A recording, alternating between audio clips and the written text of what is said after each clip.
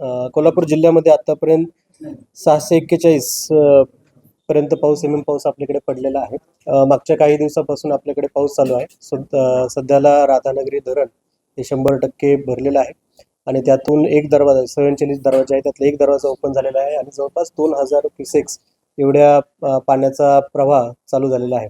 आज रोजी आपण परिस्थिती विचार केला असता आपले जे बेंचमार्क ज्याच्यावर आपण आपली पूर परिस्थिती नियंत्रण किंवा मॉनिटर करत असतो, तर राजाराम बंधाऱ्याची पातळी ही जवळपास 31 फुटावर आहे. इशारा पातळीपेक्षा खूप कमी आहे. इशारा पातळी आपली 39 फुटाची आहे.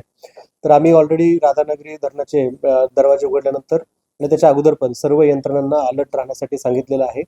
त्याच्यासोबतच नदीकाठच्या सगळ्या गावांना सतर्कतेचा इशारा आम्ही दिलेला आहे आणि सोबतच प्रशासनाने जर फ्युचरमध्ये येणारा पाऊस, आता सध्याला घाटमाथ्यावर येलो अलर्ट देण्यात आलेला आहे, तर पुढच्या काळामध्ये पडणारा पाऊस याच्यावर आम्ही नियंत्रण ठेवून आहोत आणि त्याच्यानंतर जर काही नागरिकांना गरज पडली तर त्यानुसार आम्ही त्यांना स्थलांतरित करणे आणि त्याच्यासाठी आवश्यक सोयीसुविधा याची उपलब्धतेची खात्री काल सर्व विभाग प्रमुखाची बैठक घेऊन त्याची खात्री केलेली आहे आणि पूर परिस्थिती जर उद्भवल्यास हे प्रशासन त्यासाठी पूर्णतः तयार आहे.